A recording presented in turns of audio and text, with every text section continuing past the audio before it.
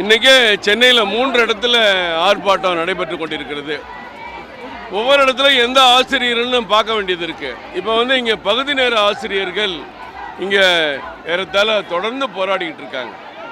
13 ஆண்டுகளாக 14 ஆண்டுகளாக இன்றைக்கி இருக்கிற முதலமைச்சருடைய தந்தை முன்னாள் முதல்வர் கலைஞர் அவர்களும் இதே வாக்குறுதியை உங்களெல்லாம் நாங்கள் பணி நிரந்தரம் பண்ணுறோன்னு சொல்லி தான் இவங்களை ஏமாற்ற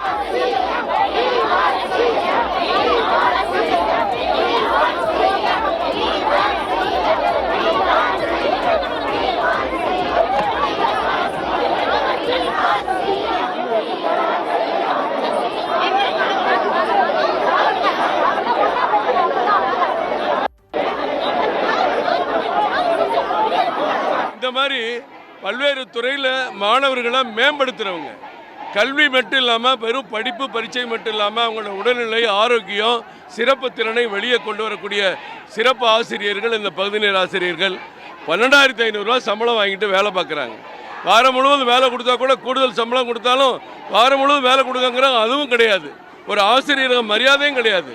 இதில் நீங்கள் நல்லா ஒன்று புரிஞ்சுக்கணும். 12,500 ரூபா அவங்க வாங்குகிற சம்பளத்தில் 10,000 ரூபாய் மத்திய அரசு கொடுக்குது. இவங்க வாங்குற 12,500 ரூபா சம்பளத்தில் 10,000 ரூபாய் மத்திய அரசு கொடுக்குற சம்பளத்தை வாங்கி கஷ்டப்பட்டு இன்னைக்கு உள்ள நிலைமையில் 12,500 ரூபாய் எப்படிங்க ஒரு குடும்பத்தை காப்பாற்ற முடியும்?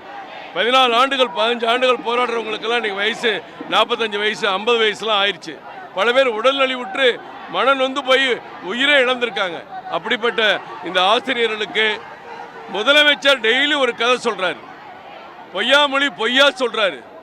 சொன்னதை செய்யுங்க, ஆனால் நாங்கள் சொல்லாததை செய்வோம்னு கதை விட்டுட்டு இருக்கீங்க. இப்போ இவங்களுக்கு என்ன பதில்? இங்கே ஆண்களும் பெண்களும் இவங்கெல்லாம் ஆசிரியர் பெருமக்கள், ஒவ்வொரு பள்ளிக்கூடத்திலையும் மாணவர்களை வழிநடத்தக்கூடியவங்கெல்லாம் இன்னைக்கு சாலையில் உட்காந்து போராட்டம் நடத்துகிற அளவுக்கு ஏன் இந்த நிலைமை? பல ஆண்டுகள் தொடர்ந்து ஏமாற்றப்படுறாங்க. இல்லாட்டி இவங்க சாலைக்கு வரமாட்டாங்க. சொன்னதில் ஏதாவது ஒரு சில மாற்றங்களை செஞ்சு 12,500 ரூபா 10,000 மத்திய அரசு தருது, நாங்கள் ஒரு 10,000 கொடுக்குறோம், உங்கள் சம்பளத்தை 22,500 ரூபா உயர்த்துறோம், உங்களுக்கு வாரத்தில் 3 நாள் வேலை கொடுக்குறோம், உங்களுக்கு 10 படிகள் மாதிரி அகமுறை படிகள் தர்றோம், எவ்வளவோ இருக்குது. ஆனால் எதையுமே நினச்சி பார்க்காம ஒவ்வொரு தேர்தலையும் இவங்களை ஏமாற்றி திமுகவுக்கு வேலை செய்ய வச்சு நாங்கள் ஆட்சிக்கு வந்தால் உங்களை நிரந்தரப்படுத்துகிறோம்னு ஒவ்வொரு முறையும்